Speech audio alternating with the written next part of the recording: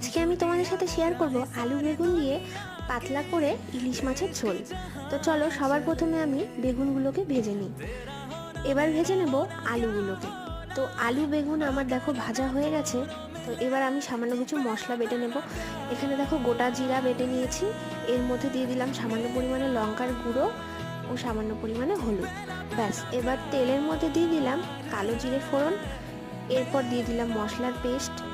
এটাকে ভালো করে কষিয়ে নেব পরিমাণ মতো লবণ ও চিনি দিয়ে। কষানো হয়ে গেছে দেখো, এবার ভেজে রাখা আলুগুলো দিয়ে ভালো করে কষিয়ে নিয়ে পরিমাণ মতো জল দিয়ে দিব। তো জল ফুটে এসেছে দেখো, এবার আমি ইলিশ মাছ ভাজাগুলোকে দিয়ে দিলাম, এরপর দিয়ে দেবো ভেজে রাখা বেগুনগুলোকে।